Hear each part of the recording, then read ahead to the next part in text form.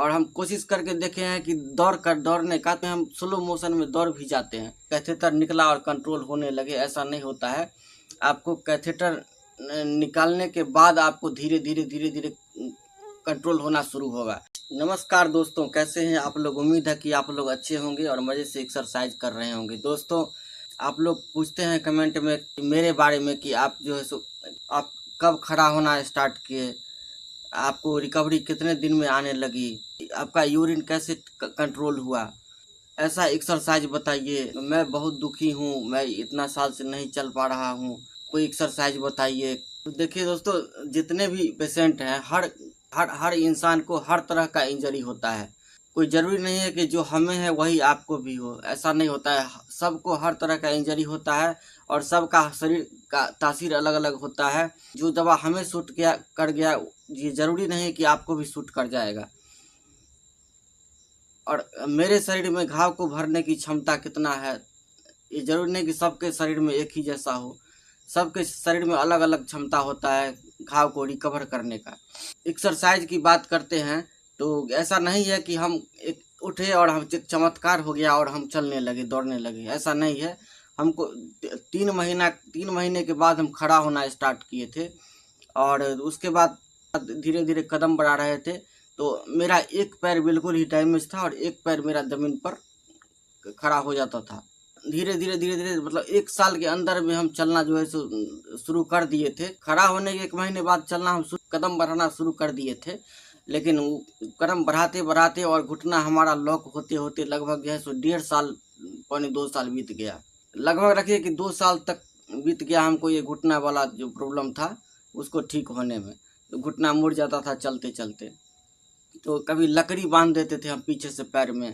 Calliper आता है, sandal आता है, तो वो नहीं था तो हम लकड़ी बांध देते थे, फट्टी बांध देते थे और उसके बाद वो घुटना नहीं मुड़ता था। क्रम में चलते रहे और आज जो हमारा स्थिति है, आज हम इतना आप लोग कहते हैं कि आप अच्छे से अभी चल रहे हैं, तो आप अभी अच्छे से इसलिए अब मेरा 6 साल हो गया है और चलते स्पीड थोड़ा बढ़ गया है और अभी भी हम एड़ी पर ही चलते हैं।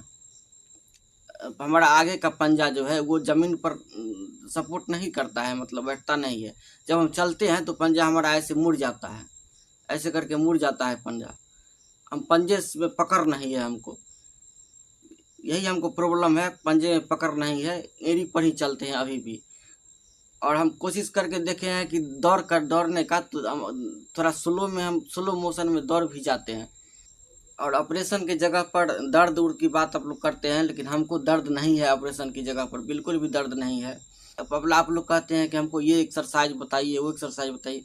एक्सरसाइज वही है दोस्तों, जो जितने भी पेशेंट हैं और जो भी वीडियो बना रहे हैं और जो एक्सरसाइज बताए हैं आपको, वही एक्सरसाइज है। हम भी वही एक्सरसाइज करते हैं और आपको जो बता रहे हैं वही एक्सरसाइज आपको भी करना है।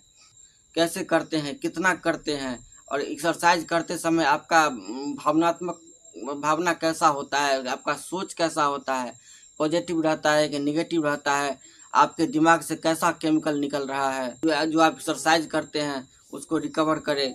आपके दिमाग में उस समय क्या चल रहा होता है, इस पर निर्भर करता है। चोट किस तरह से लगा है, इंजरी कैसे हुआ है, आपका कौन सा एरिया डैमेज हुआ है, इस सब पर निर्भर करता है। और कोई जल्दी किसी को रिकवर हो जाता है, किसी को बहुत टाइम लगता है रिकवर होने में। जैसे हमारा ऑपरेशन के बाद मेरे पैर में जो है सो मेरा एंकल में ये उंगली में थोड़ा मूवमेंट आ गया था और ऊपर की तरफ से सेंसेशन आ गया था पैर के और पीछे की तरफ से सेंसेशन बिल्कुल नहीं था। लेकिन अब हमको कुछ न कुछ महसूस होता है। अब हम तलबे में हमको ठंडा गर्म का एहसास नहीं होता था, लेकिन अब कुछ एहसास होता है। किसी चीज़ का दबाव पड़ता है, गिट्टी का या कांटे का, तो अब अंदर महसूस होता है कि हमको कुछ चुभ रहा है। तो उसके बाद यूरिन कंट्रोल का बात करते हैं। तो देखिए, यूरिन कंट्रोल के लिए आपको पंजा का जो मूवमेंट है, आपको एंकल का एड़ी का मूवमेंट, पंजा का मूवमेंट होना बहुत ज़रूरी है। और कंट्रोल नहीं है, यूरिन कंट्रोल नहीं है। कंट्रोल का मतलब कि जैसे हम पहले थे उस टाइप से हो जाए, ऐसा नहीं है।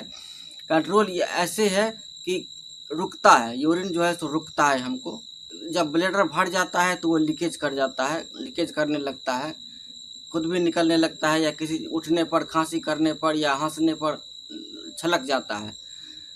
लेकिन रुकता है, जब तक ब्लैडर भरा नहीं है तब तक रुकता है हमको। इस तरह का कंट्रोल है और ये आपको भी हो जाएगा। कैसे होगा? तो आप एक्सरसाइज कीजिएगा और मसल में ताकत आएगा तब ये कंट्रोल होगा। जब तक मसल लूज रहेगा तब तक ये नहीं होगा कंट्रोल। आप एंकल का एक्सरसाइज कीजिए, ये एंकल का एक्सरसाइज कीजिएगा तो आपका काफ जो घुटना के नीचे का जो मसल है, ये मसल जो है, ये मसल में जब तक पूरा ताकत नहीं आएगा, और ये जांघ का नीचे मसल है, आपका पीछे का जो मसल है, इस मसल में जब तक थोड़ा भी ताकत नहीं आएगा, थोड़ा टाइटनेस नहीं आएगा, तब तक वो कंट्रोल नहीं होगा। इसलिए आप एंकल का एक्सरसाइज कीजिए, पैर का एक्सरसाइज कीजिए, जो पैर उठाने का एक्सरसाइज करते हैं।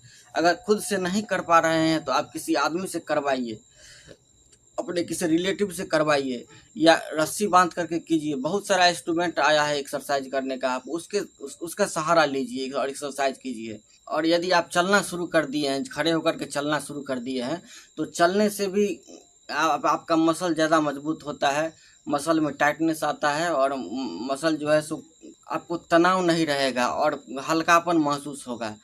जैसे सीढ़ी पर चढ़ते हैं तो वो भी एक एक्सरसाइज ही होता है। आप खड़ा हो रहे हैं, वो उसको भी एक एक्सरसाइज ही समझिए, एक्सरसाइज समझ करके खड़ा होइए। चलते हैं तो उसको एक्सरसाइज समझिए। आप सीढ़ी पर चढ़ते हैं, वो भी एक एक्सरसाइज है। सीढ़ी पर चढ़ना बहुत अच्छा एक्सरसाइज है और उसमें आपका मसल का बहुत अच्छा एक्सरसाइज हो जाता है सीढ़ी पर चढ़ने में। कुर्सी पर बैठते हैं, कुर्सी पर बैठ करके उठिए, फिर कुर्सी पर बैठिए, फिर कुर्सी पर उठिए, कुर्सी का बाँह पकड़ करके उठिए, फिर कुर्सी पर बैठिए। ये एक्सरसाइज है। ये सब एक्सरसाइज कीजिएगा तो आपका मसल जो है सो मसल में ताकत ज़्यादा आएगा। जो काफ मसल है या ग्लूकोर मसल है पीछे का, इस मसल में ताकत आएगा, और ये मसल में जब ताकत आएगा, टाइटनेस आएगा, तब जा कर के आपका यूरिन कंट्रोल होना शुरू हो जाएगा। और एकाएक कंट्रोल नहीं होता है, धीरे धीरे कंट्रोल। जैसे 10 मिनट हो गया, 20 मिनट हो गया, आधे घंटे हो गया, फिर 1 घंटा हो गया, फिर 2 घंटा हो गया। इसी तरह धीरे धीरे वो अपना क्षमता लेवल बनाता चला जाता है। और आप ये सोचिएगा कि कैथेटर हमको लगा हुआ है और कैथेटर निकला और कंट्रोल होने लगे, ऐसा नहीं होता है। आपको कैथेटर निकालने के बाद आपको धीरे धीरे कंट्रोल होना शुरू होगा। क्या है कि उसको ब्लैडर जो आपका सूखा हुआ रहता है, सिकुड़ा हुआ, उसको धीरे धीरे अपना क्षमता बनाना पड़ता है। उसमें 10 दिन टाइम लग जाता है। अब जितना ही प्रॉब्लम बताते हैं तो ये सभी प्रॉब्लम जो है सो ये कमजोरी मसल में हमारा लूज होता है, इसके कारण होता है।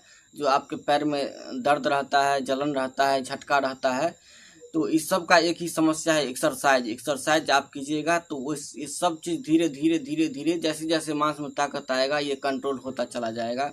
एक्सरसाइज वही है। हम बहुत सारा वीडियो एक्सरसाइज का बनाए हुए हैं, आप हमारे वीडियो में जाइए पीछे और देखिए। हम जो एक्सरसाइज करते हैं सब एक्सरसाइज हम बताए हुए हैं। बस आप एक्सरसाइज करने का तरीका आप कैसे करते हैं और आप एक्सरसाइज कितना करते हैं, आपका सोच कैसा होता है, इस पर निर्भर करता है। ठीक है दोस्तों, आप लोगों का जो प्रश्न था उसके अनुसार जो हमको जो जानकारी था वो हम आपको बताए हैं। इसी तरह प्रश्न करते रहिए, तो मिलते हैं फिर।